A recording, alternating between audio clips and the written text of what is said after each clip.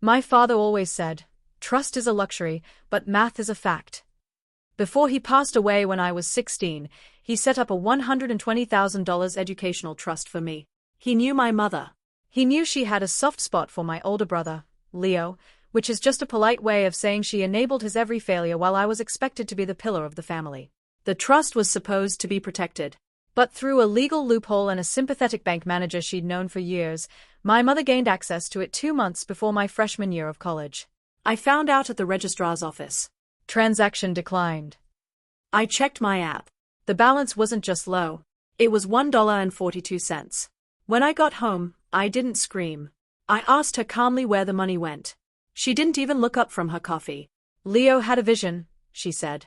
He's starting a crypto consultancy firm. He just needed a seed investment. You're smart, Sarah. You can get scholarships. You can work. Leo needs a leg up or he'll never find his way.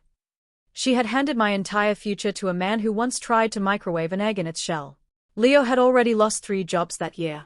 He didn't have a vision. He had a gambling addiction masked by buzzwords. I didn't move out. Not yet.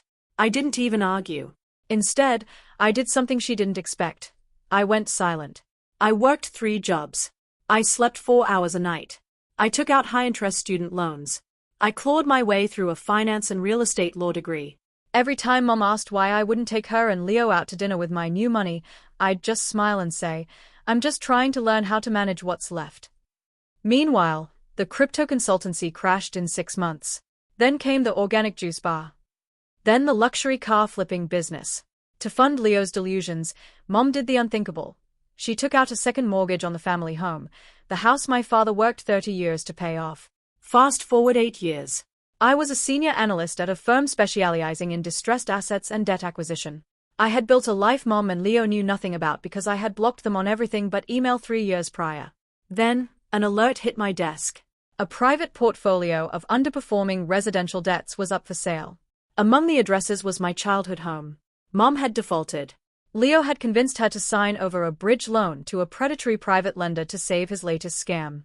They were 30 days from a sheriff's sale. I didn't call her. I called my lawyer. Using an LLC I'd established for my real estate holdings, I bought the debt. I didn't just buy the house. I bought the right to be her worst nightmare. 2 weeks later, I pulled up to the driveway in a black SUV. Mom was on the porch, looking older and tired. Leo was inside, probably playing video games on a console board with her social security check. Sarah, she gasped, a glimmer of hope in her eyes. Oh, thank God. Did you hear? The bank is trying to take the house. I knew you'd come back to help your family. You always were the responsible one. I handed her a manila envelope. It wasn't a check. It was a notice to vacate. I'm not here to help, Mom, I said. I'm the new owner. I bought the note from the lender 10 days ago. Leo came to the door, shouting about family loyalty. I looked him dead in the eye. Loyalty cost me $120,000 plus 4 years of sleep. I'm just here to collect the interest.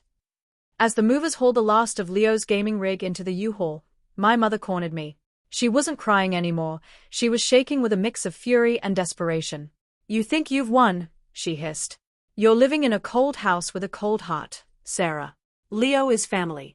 He would have shared his success with you if his business had taken off. I looked at her, then at Leo, who was currently arguing with the mover about a scratch on a cheap IKEA desk.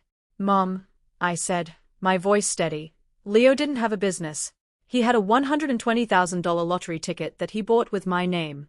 And when he lost, you didn't apologize. You just doubled down on his failure until you ran out of my father's legacy. I'm not being cold.